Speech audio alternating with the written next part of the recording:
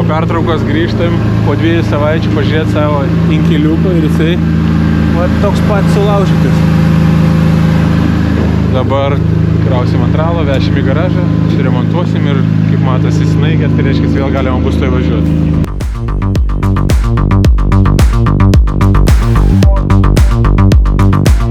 Pakraut ant ralo, išjudam ir jeigu viskas gerai, gal vakar jau lėksim į trasą.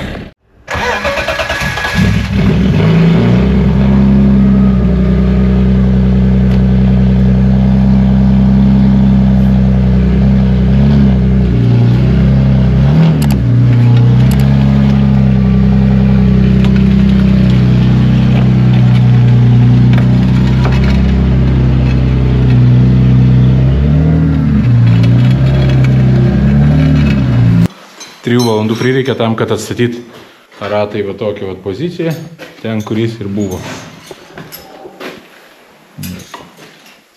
Viskas stovi vietoj, gavo iš tą vietą, žodžiu, lonžeronas nekliuvo, čia biški palankstė, bet, žodžiu, galima dar bus patiesinti, nieko čia kaip ir baisaus. Šitas stakanas vietoj, čia kitas koilas, kita šakė. Senoji va tokia va bananinė, bet ir tai mes ją ištiesinsim ir jinai bus į atsargą. Nieko čia baisaus. Va tas koilas kažkur lūžęs, o čia va jo dalis, spiruoklės jo ir kažkur štokas gulėjo, bet nesvarbu, žodžiu. Rydinai liko duslintuvą susivyrinti. Čia fenderį užsidėti apdailą pagražinti, nes kol kas sparno neturi, bet reiktų susirasti turbūt. Jeigu kažkas turėtume, tai pasiūlykit būtinai, tokių detalių visada prireikia. Farą turim jau, įsidėsim, bumperį sutrauksim hamutukais ir uždėsim, daugmaž vaizdas bus gerai. Ir vėl busim pasiruošę važiuoti. Tai va dar ratas, kaip atrodo tas, su kuriuo buvo važiuota. Padangų šakės, ratų šakės.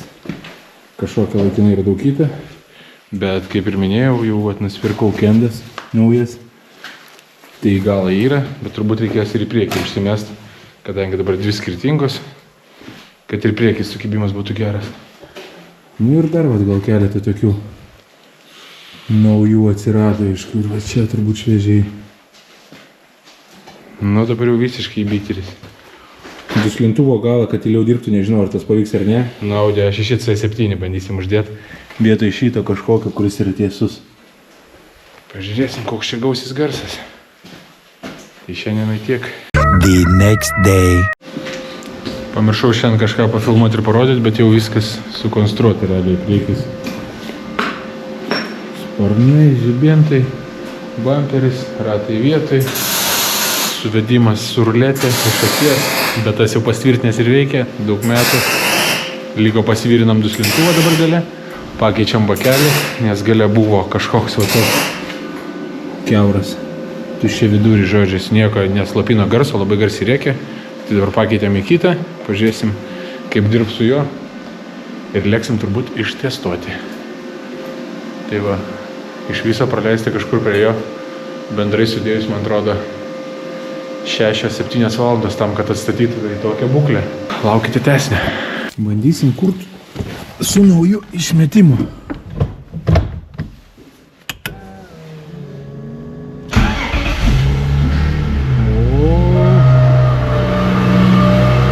Širdžiai mielas garsas. Bliamba kaip tyliai murkė.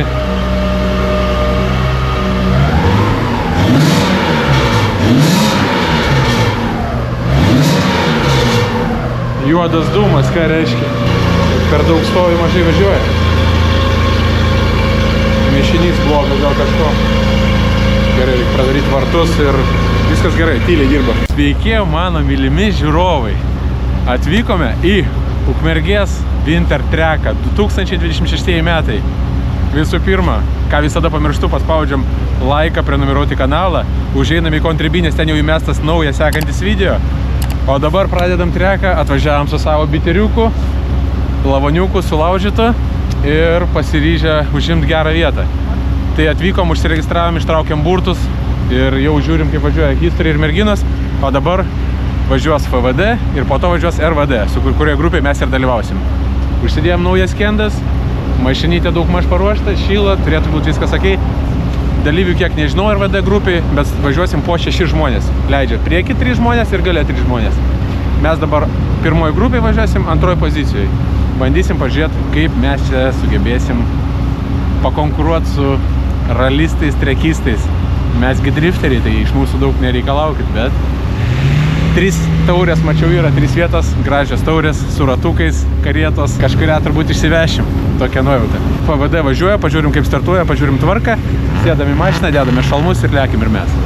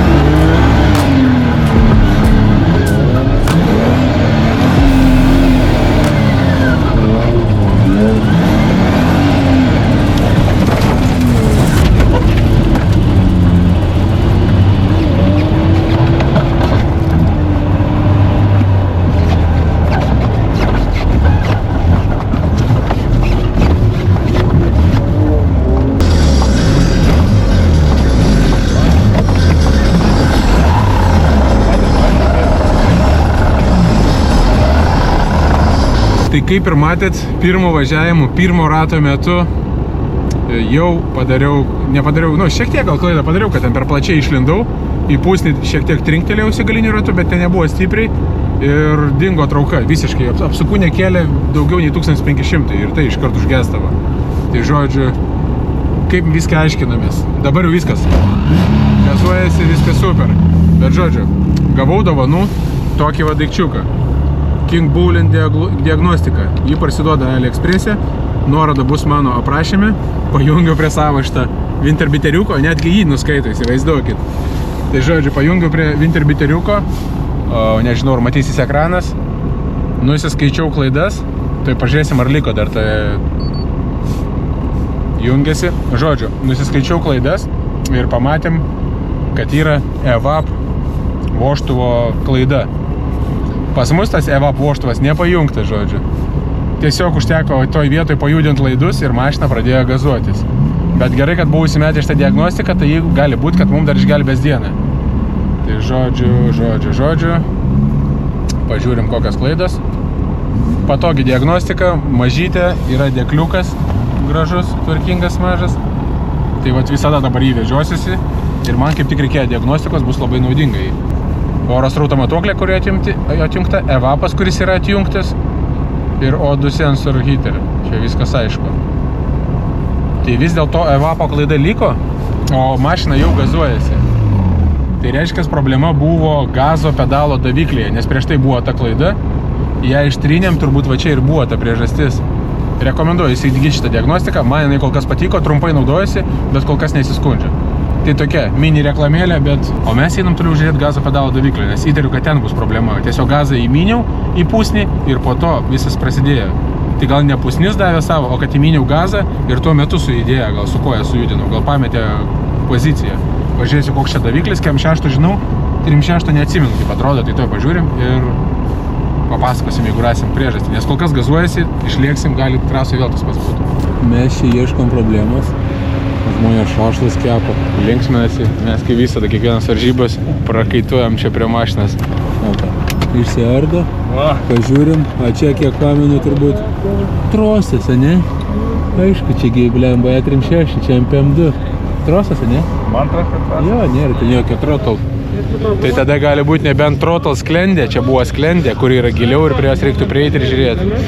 Ta sklendė galėjo būti ir pašalus, dar kažką, nu bet kas po tos pusnės sklendė. Būna, kad po smūgio būna sklendės pastringa. Mangi su 92 buvo, į blokus įvažiavau ir atsimenat gazas dingo. Ir sklendė keičiau. Tai čia irgi va, smūgis ir negalėjo pastrikti kažkas tokio. Ir dabar tiesiog atšoko. Nežinau. Teorija gal ir veiks. Gerai, bandysim.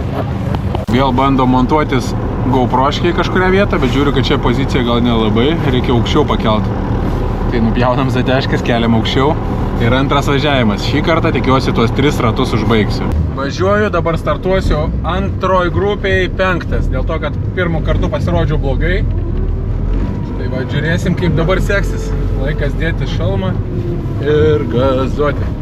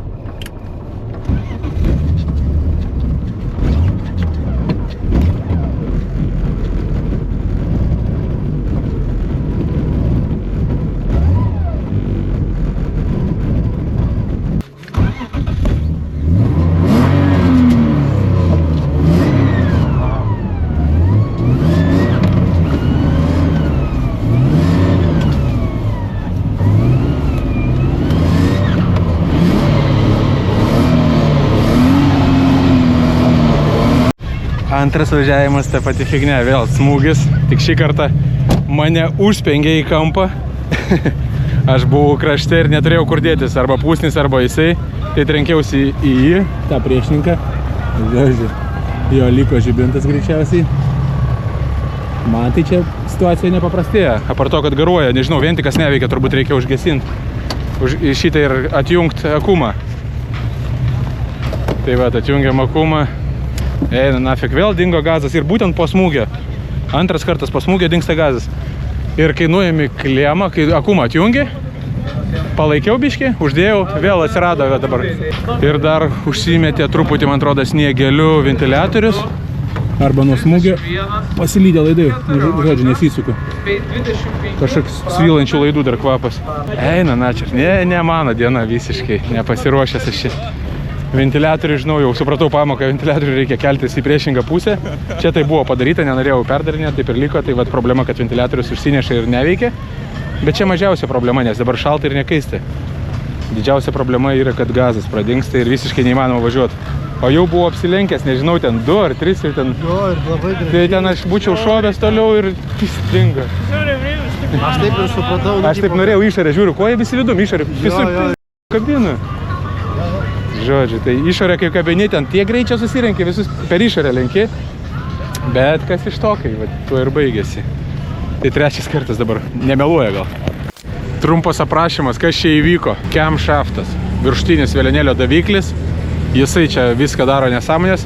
Jį atjungiam ir, žodžiu, ir prasidėjo tas pats burbuliavimas, kai nekelia apsukų. Atrodytų bėdą radom, reikia kito camshaftą, vėl kurį vakar keitėm. Bet dėje. Užvedus mašiną, jį pajungus, judinam laidus, visai bandom išprovokuoti tą patį dalyką, kad dingtų tos apsukos, nu, gazas tas dingtų, niekaip neišprovokavom, viską išjudinam, viską išbandėm, niekaip nesigauna. Tai eilinį kartą tikrinsim, įvažiavę į trasą ir ten kažkur vėl užgesim ir sustosim. Nu, tikiuosi to nebus, bet jau taip ar taip į finalą patekti negaliu, nes 2 kartus, nedavažiavau iki finišo, tai yra kaip yra. Bet sakė, teorinė tikimybė yra patekti į finalą, jeigu kokie 4 žmonės sugestų ir aš gerai suvažiuočiau. Tai va taip reiktų pavaryti. Gerai, žiūrėsim kaip gausis. Paskutinis važiavimas, kuris jau nieko nenulems, bet reikia pasilinksminti. Tikėtis, kad nedengs gazas ir viskas bus gerai.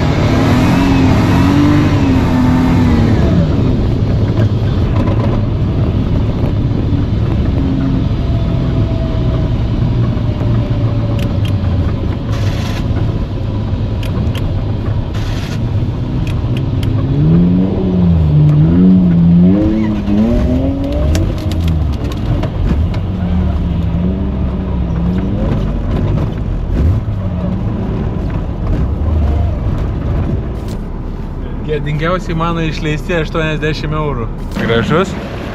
Tai viskas, pabaiga, ant ralo, užvažiavim į kalną. Kalnas irgi čia iššūkis užvažiuoti. Žodžiu, TPS daviklis, gazo padėties daviklis sugedo, dėl to visus 3 kartus nesuvažiavom tų važiavimų. Tai nebuvo šansų patekti į finalą, nu žodžiu. Liūdna baigtis. Dar dabaigiant mintį, kam reikia diagnostikos, šiandien mums pagelbėjo. Nustatėm gedimą, tik neturėjom detalės. Būtumėm pakeitę, greit nustatėm.